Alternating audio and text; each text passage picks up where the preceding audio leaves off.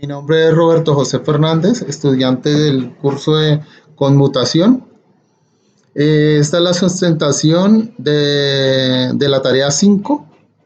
Eh, Mi temática la que escogí fue la temática D, donde, donde dice que describa cómo está conformado un paquete de voz sobre IP, cuál es el ancho de banda para los codecs 711 y G729 sobre una interfaz Ethernet. Y un segundo punto que dice que defina las características generales de los protocolos y el funcionamiento detallado de MPLS. Incluir las operaciones swap, push y pop. ¿Cómo está conformado un paquete de voz sobre IP? Entonces, aquí tenemos la gráfica, cómo está conformado el paquete. Las llamadas telefónicas se realizan por medio de muestreo y digitalización de la voz para poder ser encapsuladas en paquetes. Esto bajo el control de diferentes protocolos de señalización. Entonces aquí podemos observar los protocolos que están relacionados para hacer la encapsulación de los paquetes. En esta gráfica tenemos cómo está conformado, ¿sí? Entonces tenemos los diferentes codecs, los protocolos, los cuales van encapsulados sobre un último que es IP. Entonces, aquí como podemos observar, dice los paquetes de voz comprimidos se encapsulan en el protocolo de transporte RTP. Este va a ser, hace la compresión de la cabecera de un protocolo para optimizar el ancho de banda, el cual se encapsula en el espacio de carga del protocolo UDP. Y este a la vez se encapsula en el protocolo de transporte TCP. Todo esto se encapsula en el protocolo IP para ser encapsulados en el protocolo de capa de enlace, lo que a la vez el protocolo RTCP, el cual se encarga de controlar los canales de RTP detectados en la congestión de la red. ¿Cuál es el ancho de banda de un codec 711 y un G729 sobre la interfaz EP? Sobre una interfaz Ethernet, perdón.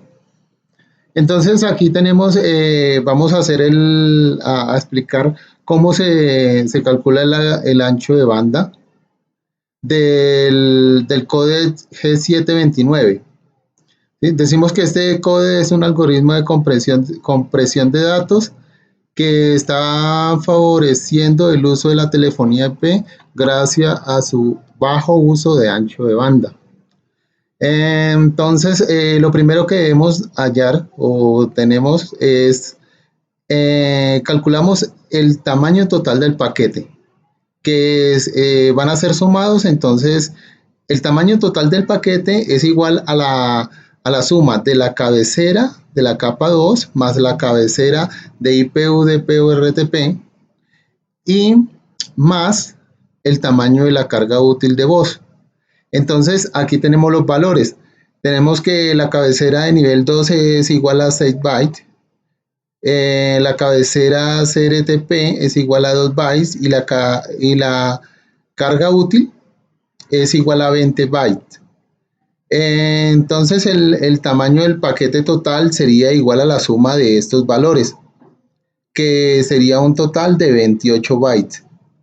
Este sería el tamaño del paquete. Esto se multiplica por 8. Se multiplica por 8, que es la cantidad de bits que hay en un solo byte. Entonces tenemos un total de 224 bits. Entonces vamos a calcular los paquetes por segundo, la tasa de paquetes por segundo que se van a transmitir. Entonces decimos que la tasa de paquetes por segundo es igual a la tasa de bit de code dividido el tamaño de la carga útil. Entonces, tenemos que la carga de bit de este códec G729 es de 8 kilobytes. Lo convertimos a bit, entonces nos quedan 8000 bits. Lo mismo que el tamaño de la carga útil de voz, que es igual a 20 bytes, y lo convertimos a bits, que serían 160 bits. Aquí hacemos la operación, reemplazamos 8000 dividido en 160 es igual a 50, que este sería el tamaño total de los paquetes por segundo. Entonces, para calcular el ancho de banda, tenemos que hacer la operación siguiente, ya hallados los valores. Tomamos el tamaño total de paquetes, que era de 224 bits por los paquetes por segundo, y hacemos una multiplicación. Aquí tenemos el valor reemplazado ya. Entonces decimos que el total ancho de banda es igual a 224, que es el tamaño total de los paquetes, por 50, que es el tamaño total de los paquetes por segundo, que nos da un total de 11.200 bits. Lo convertimos a kilobyte, pues para simplificarlo, y podemos decir que el ancho de banda es de total a 11.2 kilobytes. Bueno, entonces seguimos con el siguiente punto, que es explicar las características generales de MPLS.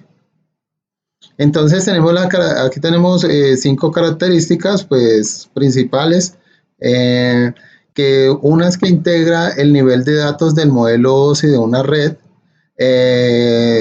Esta otra característica optimiza el enrutamiento con los algoritmos, optimiza el enrutamiento con algoritmos simples.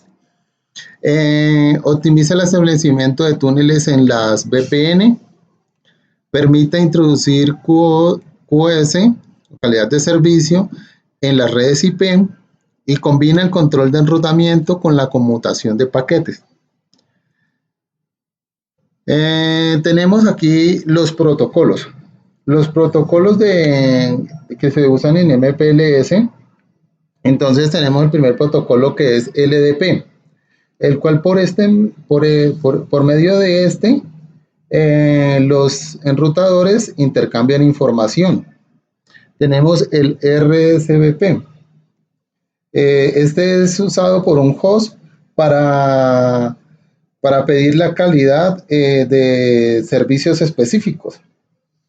Tenemos también el PPP. Este sirve como conexión de nodos en una red directa.